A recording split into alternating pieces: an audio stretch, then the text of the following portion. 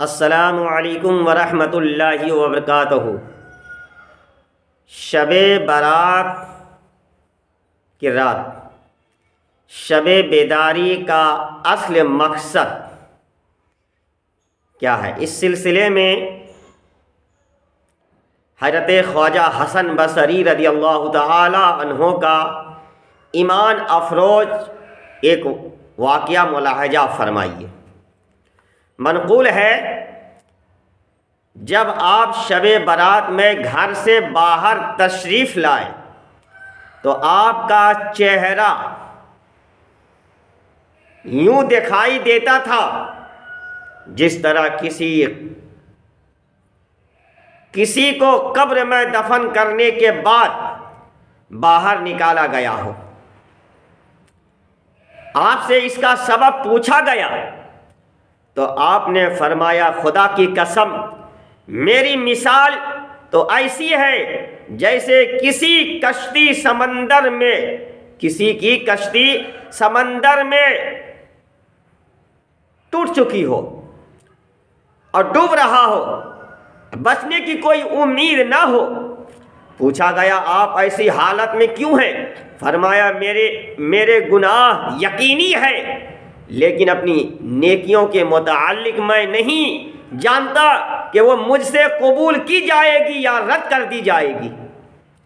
غنیۃ الطالبین صفحہ نمبر 250۔ عزیزان ملت اسلامیہ،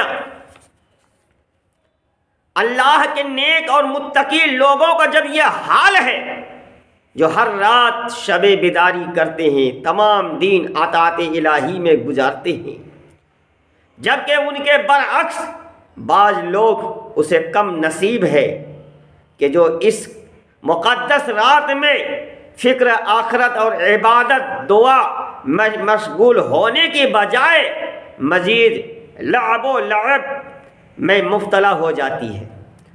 آتش بازی، پٹاخے، دیگر ناجائز امور میں مبتلا ہو کر وہ اس مبارک رات کا تقدس پامال کرتے ہیں۔ حالانکہ آتش بازی اور پٹاخے نہ صرف ان لوگوں بلکہ ان کے بچوں کی جان لینے کے لیے خطرہ ہے، ان کے بچوں کے جان کے لیے بھی خطرہ ہے، بلکہ ارد گرد لوگوں کے جان کے لیے بھی خطرہ ہے۔ ایسے لوگ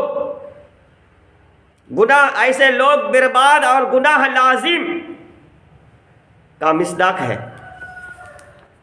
ہمیں چاہیے کہ ایسے گناہ کے کاموں سے خود بھی بچیں، دوسروں کو بھی بچائیں، اور بچوں کو سمجھائیں کہ ایسے کاموں سے اللہ اس کے رسول ناراض ہوتے ہیں۔ مجدد برحق اعلیٰ حضرت امام احمد رضا فرماتے ہیں، آتش بازی جس طرح شادیوں اور شب برات میں رائج ہے، بے شک حرام اور پورا جرم ہے۔ اللہ قرآن میں فرماتا ہے، ان المبذرین کانوا اخوان الشیاطین، بے شک اڑانے والے یعنی فضول خرچی کرنے والے شیطان کے بھائی ہیں۔ وَكَانَ الشَّيْطَانُ لِرَبِّهِ كَفُورًا، اور شیطان اپنے رب کا ناشکرا ہے۔ عزیزان ملت اسلامیہ، تو یہ اس مہینے میں اللہ کی بارگاہ میں دعا کیجیے کہ مولا ہم تمامی مسلمان کو شب برات کی رات میں عبادت و ریاضت کرنے کی توفیق و رفیق عطا فرما۔ اللہ کی بارگاہ میں دعا کہ مولا ہم تمام مسلمان کو اولیاء اللہ کے بتائے ہوئے راستے پر چلنے والا بنا۔ مولا ہم تمام مسلمان کو شیطان کے مکر و فریب سے بچا، حاسدوں کے حسد سے بچا، ظالموں کے ظلم سے بچا۔ السلام علیکم ورحمۃ اللہ وبرکاتہ۔